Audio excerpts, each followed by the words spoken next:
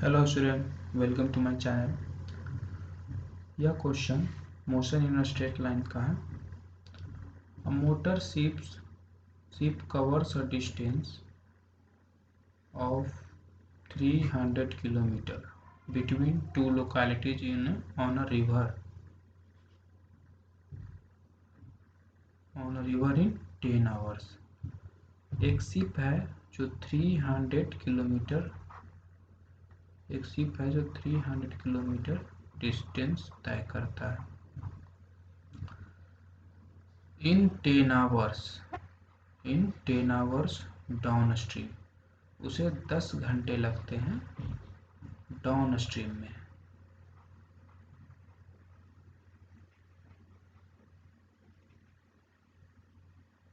And in 12 hour up stream, और 12 घंटे लगते हैं अप स्ट्रीम में. Find the velocity of the river का वेलोसिटी निकालना है. And the velocity of the motor ship in still water, जब वाटर रुका हुआ है. इसका मतलब कि रियल वेलोसिटी ऑफ शिप. तो इस डाउन स्ट्रीम और अप स्ट्रीम के बारे में कुछ जान लेते हैं. जैसे कि ये रिवर है हमारे पास 300 किलोमीटर का. डाउन स्ट्रीम कब होगा? जब रिवर का फ्लोइंग का डायरेक्शन, रिवर का बहाव का डायरेक्शन और शिप का डायरेक्शन, शिप के स्पीड का डायरेक्शन सेम हो, तब डाउन स्ट्रीम होगा.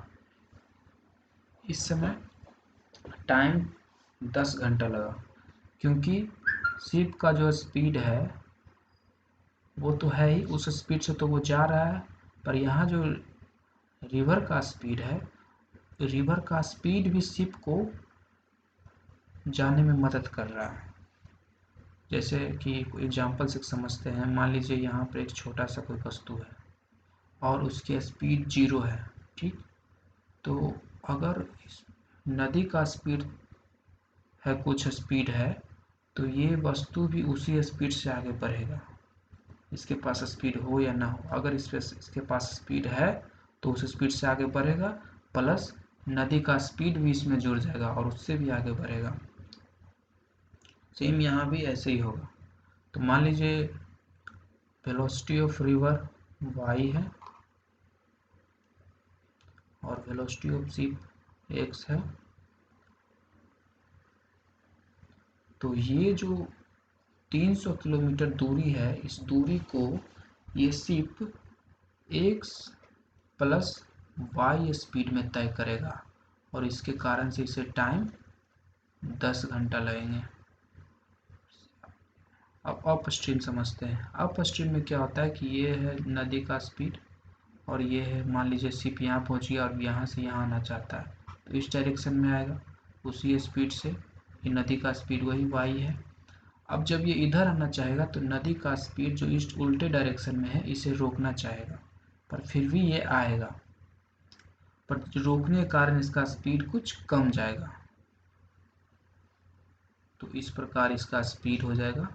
ये जो स्पीड इस डायरेक्शन में जाना चाहेगा, तो यहाँ पर ये पूरा का पूरा स्पीड इसमें जुड़ जाएगा. ये वस्तु मान लीजिए कुछ रुकी हुई है वस्तु, और ये नदी का स्पीड है, तो ये नदी इस वस्तु को y स्पीड में इधर ले जाएगा. उसी प्रकार ये भी रुका हुआ है, मान ली रुका हो या ना रुका हो, उससे कोई फर्क नहीं पड़ता.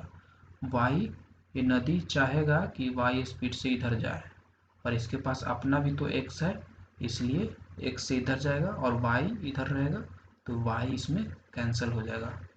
x माइनस वाई इसका स्पीड हो जाएगा. इसका स्पीड हो जाएगा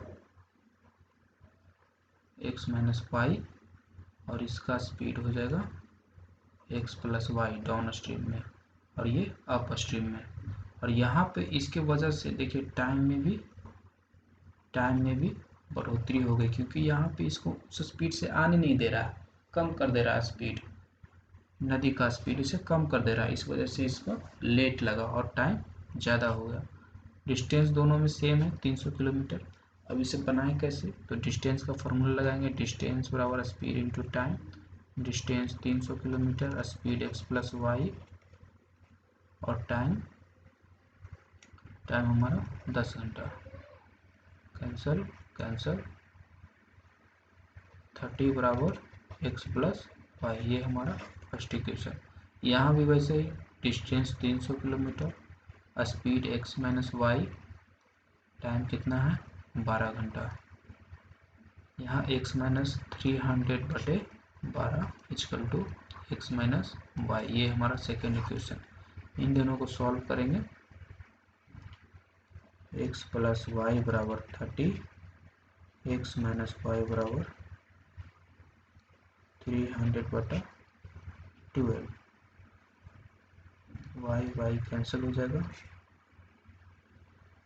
2x इजकल टू 30 प्लस इसे काटते हैं तो 150 2 टाइम्स, 6 2 टाइम्स, 75 3 2 टाइम्स 25, यहाँ 25 आता है, x इजकल टू 55 बटे 2,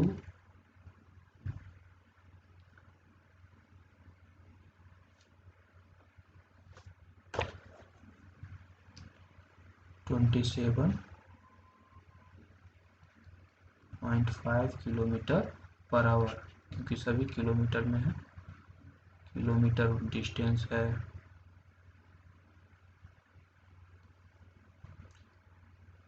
किलोमीटर पर आवर, डिस्टेंस भी किलोमीटर में है और टाइम भी आवर में है, इसलिए किलोमीटर पर आवर। जैसे x निकालें, y भी उसी प्रकार से, x यहाँ पुट करके ना 30 में से 27.5 घटेगा तो 2.5 किलोमीटर पर आवर। तो यहाँ पे हमें पता चला शिप का स्पीड 27.5 किलोमीटर पर आवर है और रिवर का स्पीड 2.5 किलोमीटर पर आवर है, जो इसका रियल स्पीड है। Thanks for watching this video. If you like this video, please subscribe and share it.